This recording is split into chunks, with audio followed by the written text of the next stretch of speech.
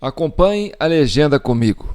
Quando um absurdo se reveste de álibi para a prática de um crime, sob o pretexto de que tal ato seria impensável de ser praticado pelo próprio autor do mesmo. Esse é o tema desse vídeo de hoje. Tem aqui uns recortes que vão ilustrar isso aí. E é aquilo que eu falei no último vídeo que eu apresentei, né?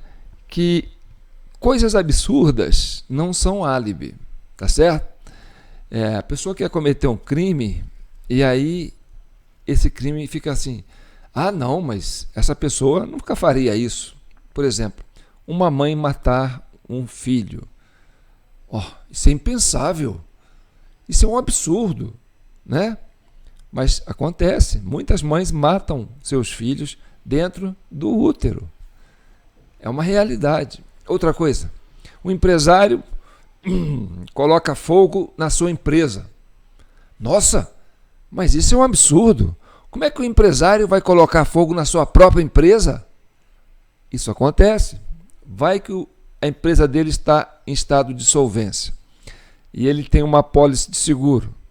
Então, ele provoca um acidente e a empresa pega fogo e ele recebe o seguro.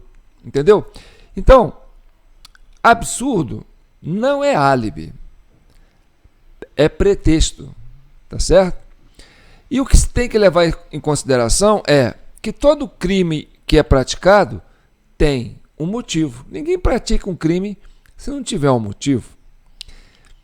E para cada motivo tem uma expectativa de ganho futuro. Ou seja, se eu estou motivado a fazer isso, é porque o resultado deste ato vai trazer para mim um benefício. Lógico, ninguém vai praticar um ato que é ilegal sabendo que corre o risco que esse ato vai tornar para si, né, um prejuízo. Então, todo ato que se reverte, né, por um desejo, né, por uma motivação, vem acompanhado de uma expectativa de ganho futuro. Então, vamos imaginar essa situação que aconteceu lá no Supremo, no dia do julgamento do senhor Aécio Lúcio Costa Pereira. E aí tem um embate entre o ministro Alexandre de Moraes e o outro ministro, né, que eu diria novato, que é um ministro novato. Aqui em São João del Rei a gente costuma chamar de bicho. Quando tem aqui tem uma faculdade, a UFSJ, e aí você percebe quando o cara está andando na rua, ele fica andando com a placa pendurada, sabe? Ele pendura uma placa no pescoço e com alguns dizeres, às vezes o nome da República. E aí você vê que ele tem um cabelo meio raspado de qualquer jeito, mas ele tem que andar, sabe? Ele é obrigado a desfilar pela cidade, onde quer que ele vá, com aquela placa pendurada no pescoço. Uma placa, às vezes de madeira, às vezes de papelão, sabe? Uma coisa esquisita. E ali com alguns dizeres. É o bicho, é o novato. Então o ministro Mendonça seria o bicho do STF, né? Seria o calouro, seria o novato. E aí os veteranos se impõem, né? Tira onda, tira sarro. E esse trecho que eu vou colocar aqui é muito característico, tá certo? Onde o ministro Alexandre de Moraes expõe uma tese absurda, né? Vamos ver.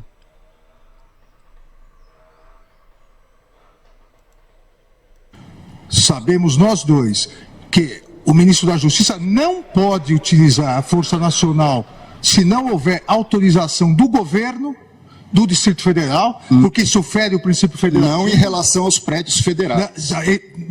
Mas não em relação à Praça dos Três Poderes. Mas em relação às edificações federais, ele pode e deve com fazer. todo respeito, Vossa Excelência, querer falar que a culpa do 8 de janeiro foi do ministro da Justiça... Vossa Excelência que está dizendo isso. É um absurdo. Vossa Excelência que está dizendo isso. 5 comandantes estão presos. Muito embora eu queria e o Brasil quer ver esses vídeos do Ministério da Justiça. O ex-ministro da Justiça, que sucedeu Vossa Excelência, fugiu para os Estados Unidos, fugiu. Eu não sou advogado de ninguém E jogou o celular dele no lixo. Eu não sou advogado e foi preso. E agora Vossa Excelência, Vossa Excelência vem no plenário do Supremo Tribunal Federal, que foi destruído, para dizer que houve uma conspiração do governo contra o próprio governo. Tenha dó. Não coloque palavras na minha boca. Tenha dó. Não coloque palavras na minha boca. Não coloque palavras na minha boca. Tenha dó, Vossa Excelência. Não coloque palavras na minha boca. Não coloque palavras na minha boca. Não coloque palavras na minha boca. Mendonça. Por que você não quis pegar as palavras dele? Ele falou. Ele falou. Ainda tirou onda e se impôs, entendeu? Deu uma de agressivo. É um veterano.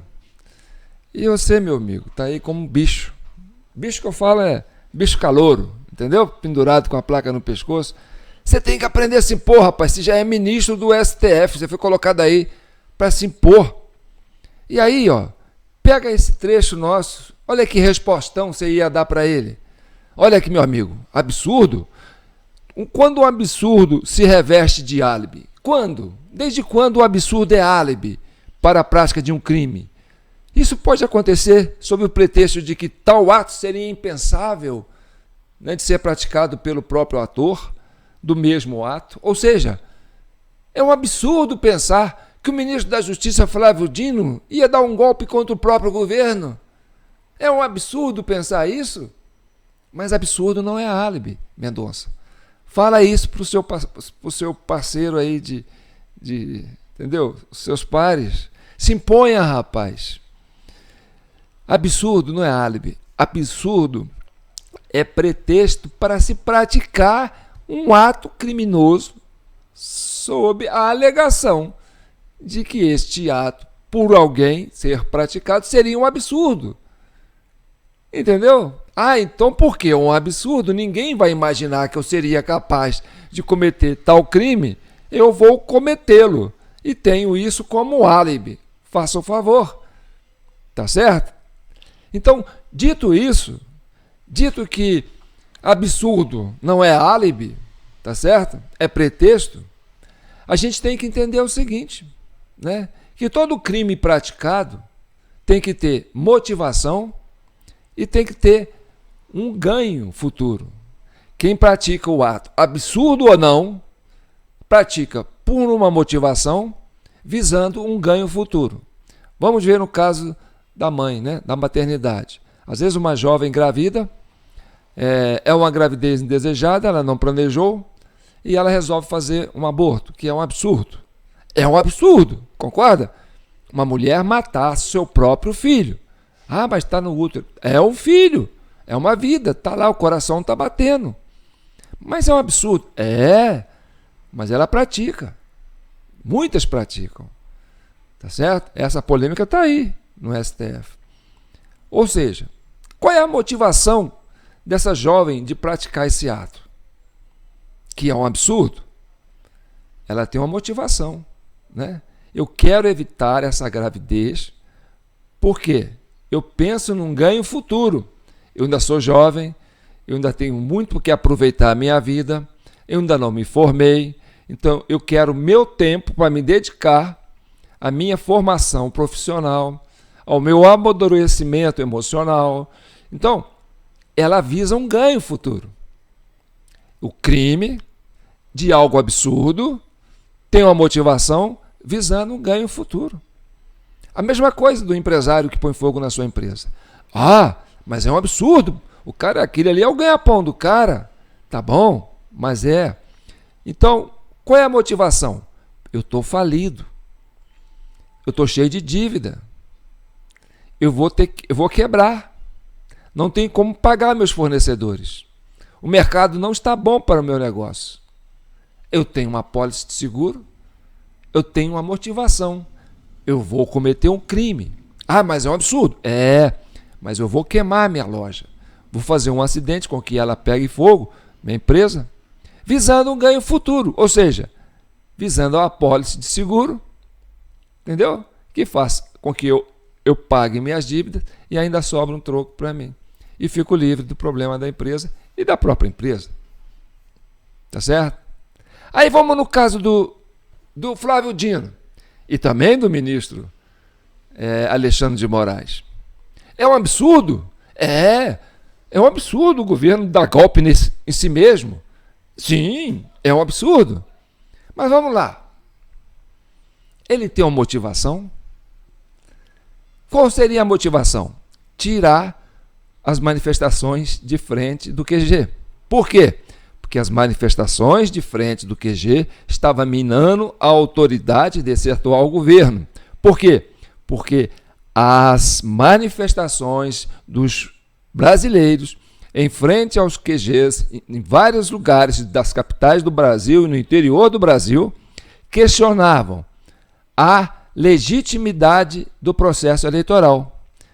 Eles alegavam que o processo eleitoral é falho, tem fraude e isso acontece. Tá? Então, o governo tinha interesse em minar essa ação dos brasileiros. E qual é o ganho futuro? Bem, o ganho futuro é dispersar essa multidão, impor medo, proibir que eles questionem o resultado das eleições e questionem o processo eleitoral, que coloque-se uma autoridade autoritária para impor essa mordaça nesses brasileiros que estão questionando o processo eleitoral.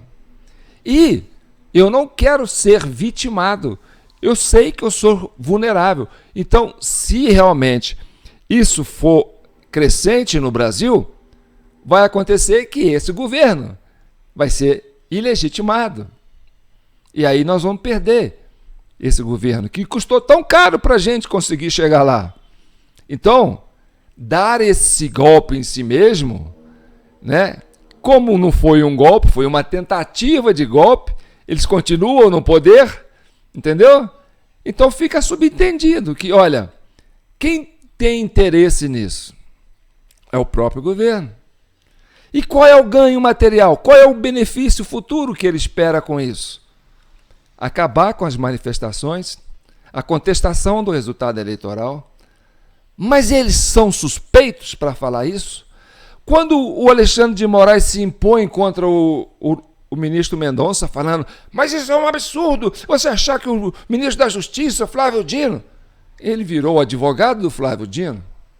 Então seria o quê? Seria uma prática compliciosa? Seria uma possível ação criminosa compliciosa? Ou seja, se é o governo que tem motivação para fazer isso, e o ministro do Supremo tem motivação para fazer a defesa desse ministro da Justiça, qual é o interesse nele? Ele também tem um interesse em tirar o foco da suspeição sobre sua conduta. Porque ele era o ministro da Justiça Eleitoral, era o presidente do Tribunal Superior Eleitoral quando aconteceram as eleições de outubro de 2022, da qual o povo foi para a rua contestar. E ele, como o guardião das urnas eletrônicas, como o protagonista do processo eleitoral, era absoluto em dizer que as eleições no Brasil eram seguras, que as urnas eletrônicas eram seguras, que o processo era legítimo e que não se podia contestar as urnas eletrônicas. Seria uma espécie de dogma. Vocês têm que acreditar e ponto. Tá certo? Mas por que a motivação e coloca esses dois ministros da Justiça e do Supremo, Alexandre de Moraes e o próprio ministro Flávio Dino, como suspeito nessa situação e que coloquem eles numa condição vulnerável? Vamos ver por quê? E o próprio governo, né? Porque o governo dando um golpe em si mesmo é um absurdo, mas absurdo não é álibi. Viu, Alexandre de Moraes? Viu o ministro Mendonça, calorinho? Vamos ver.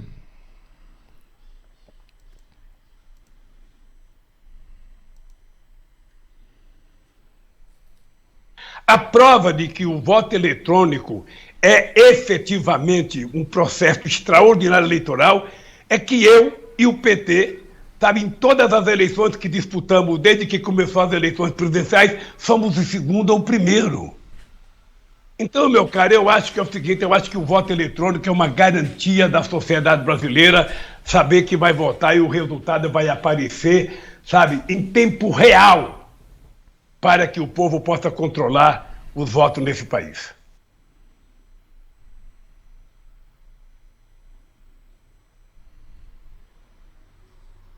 Esse mesmo eleitor que justificou a ausência tinha votado. Daquele livro de eleitores, o número do título. Porque é o número do título ali que permite que o mesário vote pelo eleitor que não foi, ou pelo eleitor que morreu. O que acontece hoje? Das 5 horas da tarde, o mesário verifica lá em consórcio com os fiscais, verifica os eleitores que não compareceram, porque não foram, porque morreram, porque viajaram. Com o número do título, ele libera a urna eletrônica e vota quantas vezes ele quiser. O surgimento daquilo que na linguagem da justiça eleitoral se fala do mesário pianista.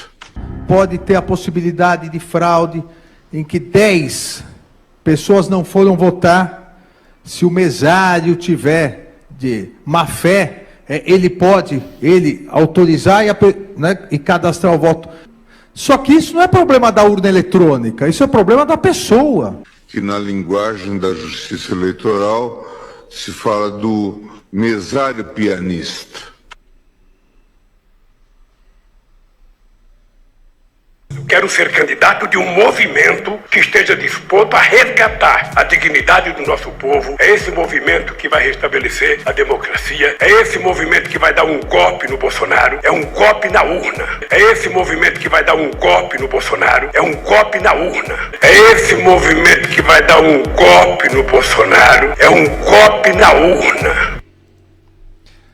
Então, não é um absurdo pensar que o governo faria isso para poder desmobilizar o QG, as manifestações em frente aos QGs.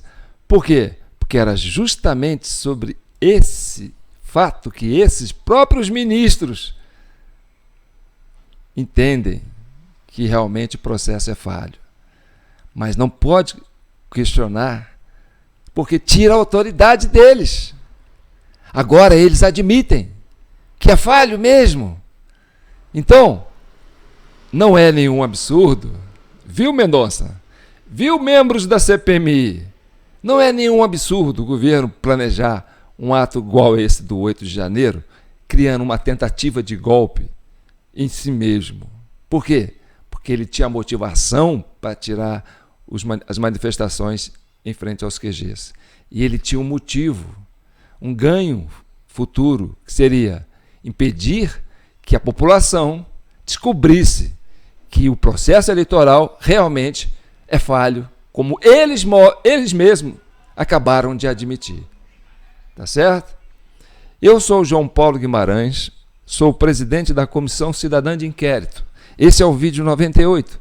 Você tem que se inscrever no nosso canal. Ali no Facebook, onde nós temos bastantes seguidores, o nosso perfil é João Paulo Guimarães. Acompanhe a gente ali. Ou no YouTube, através do canal TV Del Rey ou TV Del Rey 4. Estamos produzindo vídeos quase que diariamente, sempre na tentativa de pacificar o país, chegando à verdade e trazendo justiça para a nossa sociedade brasileira, tá certo? E a gente vive, sabe de quê? De doação, de Pix. Se vocês quiserem contribuir para que esse projeto avance, continue contribuindo e agradecendo desde já, quem continua contribuindo. O nosso Pix é jpnoticias@gmail.com ou mesmo compartilhando, comentando, se inscrevendo, curtindo, né, trazendo pessoas para integrar esse movimento civil, que é cidadã, que é participativo, é a sociedade se fazendo presente na busca da pacificação, do entendimento e, principalmente, para ajudar as autoridades constituídas a resolver esses problemas com relação aos atos do 8 de janeiro e do 30 de outubro, que foi a motivação do 8 de janeiro. Tá certo? Então, fiquem com Deus e que o manto de Nossa Senhora abençoe todos vocês, tá bom? Não se esqueçam, sobrou um dinheirinho? Manda um pix aí para jpnoticias@gmail.com para a gente poder ficar por conta desse projeto, certo? O Brasil precisa muito da participação da sociedade civil. Não pode deixar isso apenas na mão das instituições. Nós somos milhões de brasileiros que querem pensar, que querem entender, que querem resolver esses problemas do Brasil. Porque o Brasil tem que andar para frente. E para andar para frente, tem que olhar para trás, para saber por onde você veio, por onde você pisou, tá certo? E não cair mais nessas armadilhas. Um abraço, fique com Deus e que o manto de Nossa Senhora abençoe todos vocês.